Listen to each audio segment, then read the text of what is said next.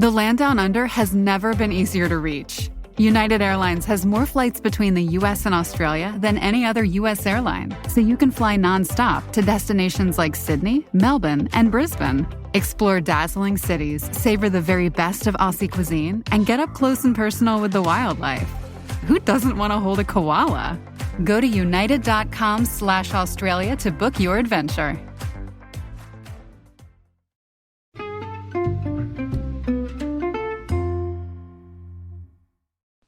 Hi, everybody, and welcome to the Dr. Psych Mom Show.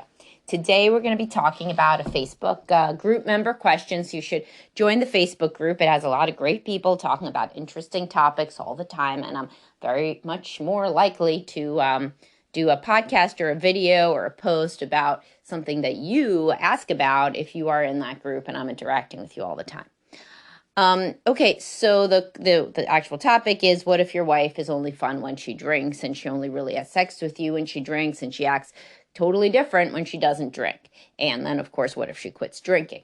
So we will get to that as soon as I tell you to subscribe. My most recent subscriber episode was about anxiety in kids and how it's passed down by anxious parents. And 100 and something, 15, 20 more paid episodes, including oral sex on women. So you should always be subscribing to this podcast as well. That is separate from the Facebook group. Those are not the same platform. Okay, so a lot of people have this situation. I'm going to be talking about what if your wife is more fun when she drinks, because as I discussed, most women do not like when a man drinks. Evolutionarily, that's scary. The man is out of control, and he usually can't even perform. So, there's kind of really no upside to a man drinking. If you look at it from an evolutionary standpoint, where women look to men to be safe and to protect them. Whereas men do not, look to women to be safe and to protect them physically at all. So it seems like a lot of upside, quite honestly, if she's a lot of fun. Unless she gets to the point where she's blacking out and throwing up, then that's no fun for anybody. But a lot of men find it also easier to perform when the woman is a little drunk because she's not staring at them. So if they have any performance anxiety, then it's almost like she's not fully there. So he can't think that she's judging him because kind of she's in her own head being drunk. And so a lot of guys find it easier. And that is actually a part that men don't understand about the wife being more fun in bed when she's drunk. They are more fun in bed too, because they're saying things that they wouldn't usually say because they think that she will respond differently and less inhibitedly frequently. And she does, because that's what alcohol does. It loosens your inhibitions. So you act like a different person. And so what if you like this woman and I have a whole post about this if you and your spouse meet when partying. So about people who meet when they're like drinking, using other substances, etc., during college or early 20s or what have you. And then they try to settle down and make a life together. Frequently that is fraught with problems because the difference of two people with jobs raising kids is way different than going out getting wasted every night and what that transition is like. But a lot of people are in that situation where there was a lot of drinking in their early relationship, and particularly the woman was drunk a lot, and the man looked at it as fun, pretty much all upside. I mean, I saw a TikTok where the guy said, getting my wife ready for a night out, and he's like making a towel, like little bed for her in the bathroom with like ginger ale and stuff, like basically implying she's going to be up all night puking to the point that she's sleeping on the floor. Now, as a clinical psychologist, this looks like really bad, that doesn't look funny. That looks like this woman has a binge drinking problem. And you don't have to be an alcoholic that drinks every day to have a diagnosable alcohol use disorder, such as binge drinking. And binge drinking is, hold on, I'll look it up. I need to know. I think it's 3 for women, over 3 for women, over 4 for men in a short amount of time. Hold on. Yeah, 5 or more for men and 4 or more for women in 2 hours. And if you're sitting there saying, hey, that just sounds like a fun night out, that's actually the criteria for binge drinking disorder, right? And so you really want to watch that, especially if you do that more than once or twice a year. So, and you can never, of course, drive when you're drinking at all. But anyway, I mean, this is not the PSA for don't drink and drive. This is talking about a very specific issue. So anyway, so your wife can have an alcohol problem if she has to like make the bed in the bathroom after a night of drinking. But she could also have really good sex with you before that. So you have to think about what you are really reinforcing when you're excited about your wife going out drinking, especially if she has said that she is uncomfortable with her drinking, because then basically she has a problem, but because it's good for you, you don't like to think of it as a problem. So, it's the exact dynamic in the movie that I always recommend with Meg Ryan and Andy Garcia, When a Man Loves a Woman. It is an excellent movie and you really want to watch it. Obviously, it's exactly relevant for this situation, but on a macro level, it is relevant for all situations of codependency, over-functioning. It's really a good movie for a lot of the things that we discuss. So on this podcast, in my posts, and what have you. So anyway, if your wife is a lot more fun when she drinks, but then the next day she's totally hungover, she's throwing up, or she has to sleep, she can't take care of the kids, guess what? She doesn't like that.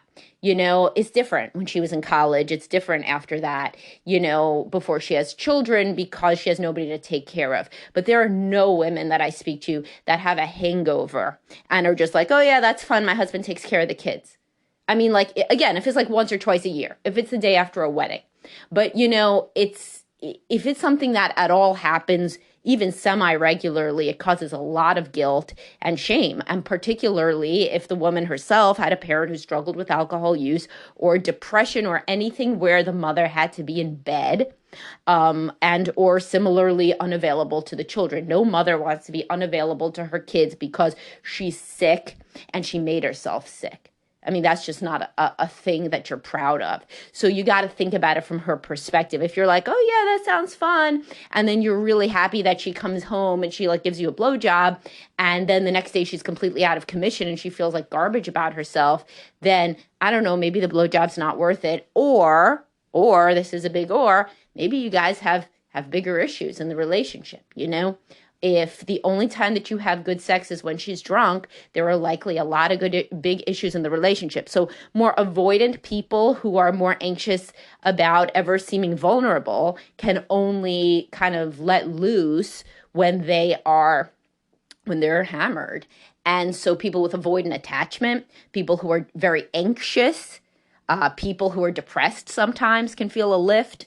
Very, very short term, because overall alcohol is a mood depressant, so it contributes to worsening depression over time. But these women who are more avoidant or more generally anxious, not anxious attachment, so avoidant attachment or generalized anxiety, so always anxious about the kids, safety, work, money, health, germs, whatever.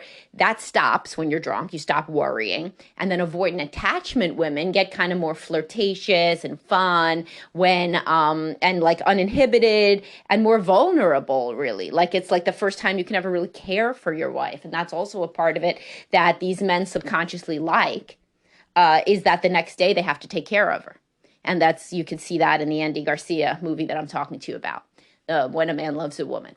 So if the only time that you ever get to care for your wife is when she's hungover and you really yearn to have a closer, more intimate relationship, she's also more cuddly when she's hungover. So you get the great sex and then you get the cuddly person. What you're forgetting, though, is that there's a large hit to her overall self-esteem every time this happens. And she probably doesn't remember the hot sex, so it doesn't really do anything for her. She's probably not even there. And a lot of women do fake when they're drunk because you can't really feel much. Same as you get whiskey dick, it's same kind of thing. By the way, and this is just a PSA, a lot of medications don't really even talk about sexual side effects in women because it's so rare for women to have an orgasm anyway, compared to men. So if you really want to see if there's any sexual side effects as a woman to your medication, look up the sexual side effects to men, because it's the same kind of thing. If he has whiskey dick, from a medication, you're probably going to have, whiskey clit, but nobody talks about that. And I should coin that term, but it's kind of dirty, so I don't want to. But anyway, the point is she doesn't really feel her genitals when it gets to a certain point either, because she's so wasted. Same exact thing as you. So the great sex that you're thinking you had, she may not even remember it. She may not even feel it. if you can only connect emotionally to your wife when she is drinking, that is a relationship problem, and it's also your wife's emotions problem. And she really needs to be in therapy, and you guys need to be in couples therapy too, because you can't keep her as a drunk all the time. I mean, that's insane. Like, you can't be saying, oh, yeah, sure, go out with your girlfriends because you think that you're going to get laid for the first time in 3 weeks. That is not a healthy relationship. Unfortunately, it's a relationship a lot of people find themselves in. What kind of guys find themselves in relationships with women who have addiction issues? Same kind as the reverse of women who find themselves with men who have addiction issues. You grew up with one parent who had a problem, whether it was addiction, depression, PTSD. There was a parent who had a problem and you took care of them. And now you're in the same situation with your partner that struggles with problem drinking or true alcoholism, because there are some men listening that are like, but she drinks every day. It's not just on the weekends. She has to have 1 to 2 drinks every single night to relax. And then on the weekends, it ramps up to a bottle of wine at least. Yeah, she has an alcohol problem. That's what that is. And if you're listening, you have, the woman, you have an alcohol problem. And if he also has to have a drink every single night, that's also alcohol dependence. Every single night having to do something, this is not a good thing. That indicates that you would be anxious without it. So thus you are physiologically dependent on it and truly psychologically dependent. So while you may not get the DTs if you stop, you're going to be real anxious. You are the person who goes on vacation, has to look where the stores are to buy alcohol or where the bar is, because that's the only way that you relax, and that's not a good thing. And the reason that you're like that is twofold, as usual, nature and nurture. You likely had a parent that was the same, and you have an addictive personality that's genetic, plus you're always under stress that you don't deal with on a deeper level and a day-to-day level. So by the way, if you're like, oh yeah, I'm dependent on alcohol, but my family wasn't, one question, was anybody a workaholic? Because that's the same thing. That's also an addictive personality. So many guys, especially if they grew up religious, the father didn't touch any alcohol, but he worked like 14 hours a day. That's a workaholic. So you do have an addictive component in your genetic history. So anyway, how can you talk to your wife about this? Well, first of all, you probably tend toward brushing things under the rug and codependency. So that would be something for you to work on in your own therapy. If you're like, there's no way that I could bring this up ever. And also, I don't want to bring it up because this is the only time we feel close. Yeah, but what are your kids learning? That mommy's hungover every 3 weeks, that, mommy and daddy only touch and kiss when she's like out of her mind with a headache because she drinks too much. I mean, it's bad. The whole thing is bad. It's bad if you're listening this far into the episode. So you bring it up by kind of working on your own ability to be assertive and saying something like, it worries me that we are only intimate when you're drunk / hungover. And I worry about that. I worry about you. And you act like a totally different person. I worry that you seem kind of miserable the rest of the time. We don't really touch. We don't really connect. I don't know if maybe you're depressed. I don't know if you're unhappy with this relationship. But what I do know is that it doesn't feel good, really, when I think about it. It doesn't seem positive that the only time that we really connect is when you're drunk or hungover.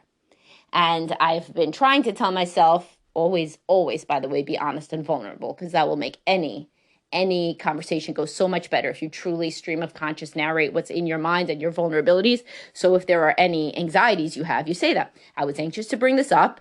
Quite honestly, I had convinced myself it was a good thing, that every few weeks you cut loose and then we party, but I'm trying to think also about how bad you feel the next day, how it seemed to ramp up in recent years, and how we no longer have the sex or even the emotional closeness that we used to have in between those episodes. And or you do drink every night, and I'm concerned. I'm concerned that it seems to be your only method of stress relief. And now many people will be like, oh, but I do that too.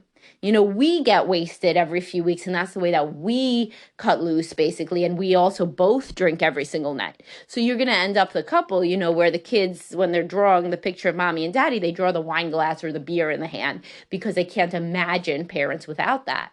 And that's not exactly what you want to model for your children, is consistent substance use in order to feel even neutral to positive about your day.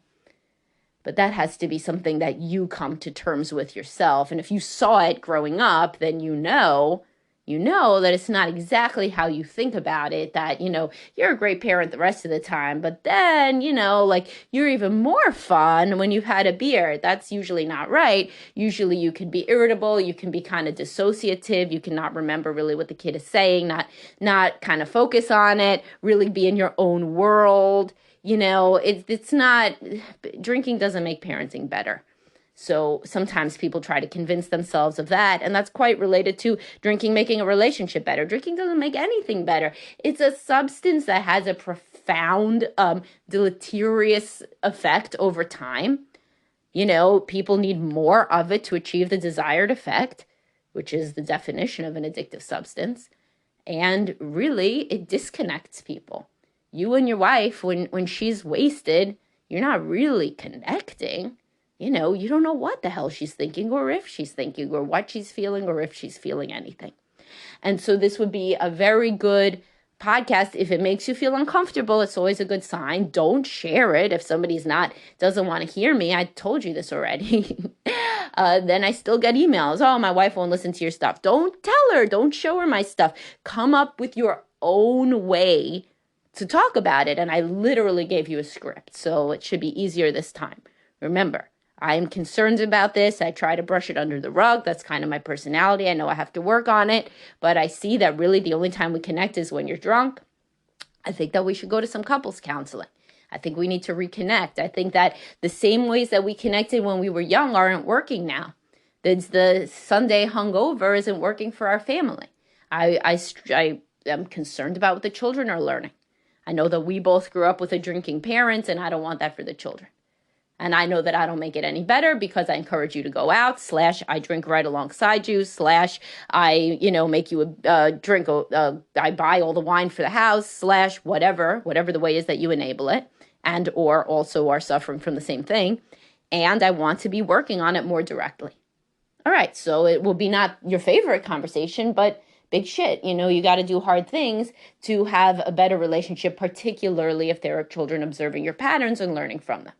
All right, I hope that this was useful for the person who requested it, as well as everybody listening, because it is a very common topic. Please do watch the movie. It's such a good movie. It really, movie's worth 1,000 podcasts in this case.